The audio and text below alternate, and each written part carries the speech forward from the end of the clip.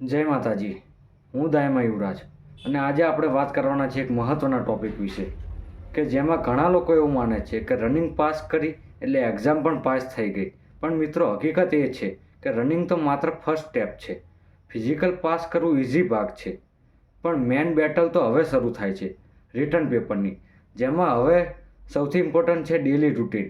અને આજે હું તમને મારો ડેલી રૂટીન બતાવીશ જે હું એક્ઝામ સુધી ફોલો કરવાનો છું. અને જો તમે પણ સિરિયસ છો તો તમને પણ આ મદદ કરશે કે રોજ કેટલા કલાક વાંચવું, કેટલા લેક્ચર જોવા, સિલેબસ કેવી રીતે પૂરો કરવો, આ બધું ક્લિયર હોવું જોઈએ. આ સ્ટેજ પર સૌથી મોટો દુશ્મન છે Instagram, YouTube shorts, time waste. થોડું એન્ટરટેનમેન્ટ ચાલે, પણ જો દિશા ખોટી થઈ ગઈ તો રનિંગ પાસ કર્યાનો કોઈ અર્થ નથી રહેતો. એક મહત્ત્વની વાત યાદ રાખજો, બધા લોકોનું અલગ અલગ ફોલો ન કરશો. જે ટીચર, જે સ્ટ્રેટેજી પર તમને ટ્રસ્ટ આવે એને જ પકડી રાખો અને કન્સિસ્ટન્સીથી ફોલો કરો. હવે રનિંગ પાસ થઈ ગઈ છે એટલે ડેલી રૂટીનમાં સૌથી મોટો ચેન્જ આવે છે. પહેલાં રનિંગ અને એક્સરસાઇઝમાં ઘણો ટાઈમ અને એનર્જી જતી હતી. હવે રનિંગ પાસ થઈ ગઈ એટલે એ ટાઈમ સીધો રીડિંગ માટે યુઝ થશે. અને બીજી એક ઇમ્પોર્ટન્ટ વાત, હવે ડેલી હેવી એક્સરસાઇઝ નથી કરવાની એટલે શરીર એટલું થાકશે નહીં. અને જ્યારે બોડી થાકેલી ન હોય ત્યારે લેટ નાઇટ સુધી સ્ટડી કરી શકાશે. આ સ્ટેજ પર રૂટીન એવું હોવું જોઈએ કે બોડી ફ્રેશ રહે અને માઇન્ડ મેક્સિમમ આઉટપુટ આપે.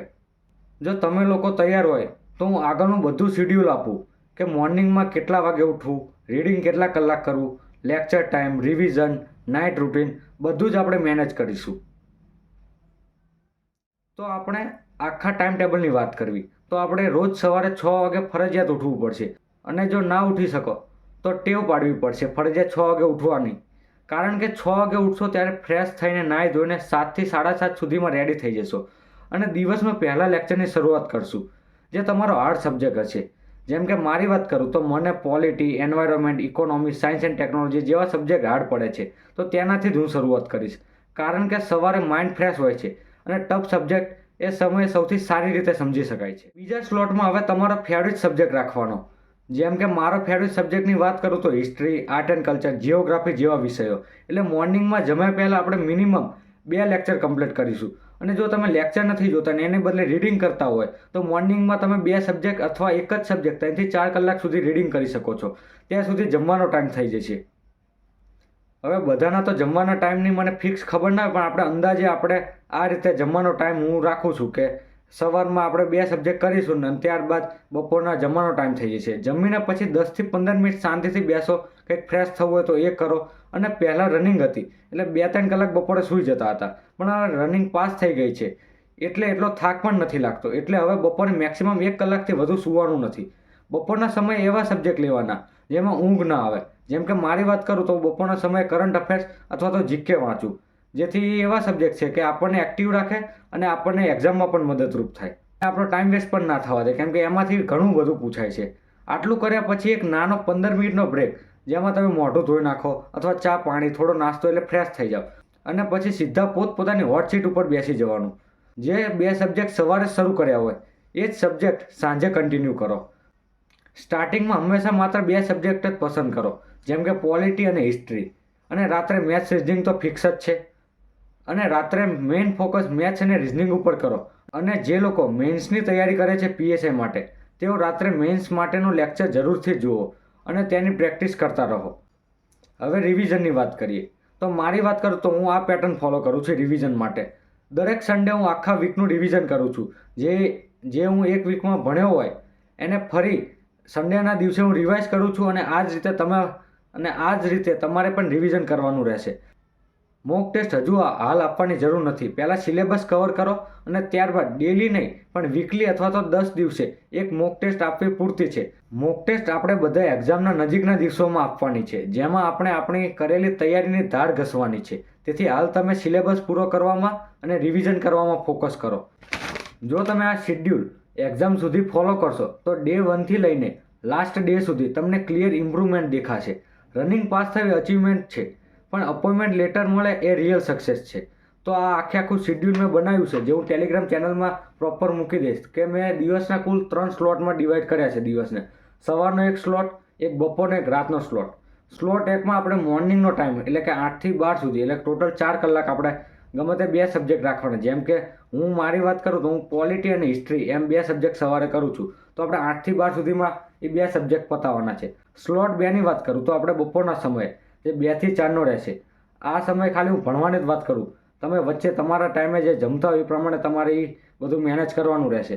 હું સ્લોટની વાત કરું તો સ્લોટ 2 બપોર 2 થી 4 જેમાં આપણે જીકે અથવા તો કરંટ અફેર કરવાનું છે. પછી 5 થી 7માં ગમે તે આપણે સવાર જે વિષય કન્ટિન્યુ રાખ્યો તો એ જ વિષય આપણે સાંજે પણ કન્ટિન્યુ કરવાનો છે. સ્લોટ 3ની વાત કરું એટલે કે રાત્રે જે 8 થી 10 જેમાં તમારે મેથ્સ અથવા રિઝનિંગ ગમે તે એક સબ્જેક્ટ ચાલુ કરવાનો છે. અને પીએસઆઈની તૈયારી કરતા તો તમારે મેન્સની પણ તૈયારી હારે હારે ચાલુ કરવાની છે. જરૂરી નથી ડે 1થી પરફેક્ટ ફોલો થશે, પરંતુ ધીરે ધીરે આ મુજબ આગળ વધવાનું રહેશે. તમારા દિવસનો મેક્સિમમ સમય આમાં જ આપવાનો રહેશે. ધારો કે 2 સબ્જેક્ટ તમારે ગમે તે પકડવાના છે. એક સબ્જેક્ટ હાર્ડ હોય જે આપણે સવારે સૌથી સ્ટાર્ટિંગમાં તે સબ્જેક્ટ રાખવાનો, અને બીજો સબ્જેક્ટ ઇઝી જે તમારો ફેવરેટ હોય, અને એક સબ્જેક્ટ મેથ્સ અથવા રિઝનિંગ ગમે તે એક રાખવાનું, અને પીએસઆઈવાળા મેથ્સની તૈયારી. હવે આપણે વાત કરીએ કરંટ અફેરની, કે કરંટ અફેર 2 રીતે કરાય. એક તો 6 મહિનાનું લાસ્ટમાં કરીએ તે, અને બીજું દરરોજનું.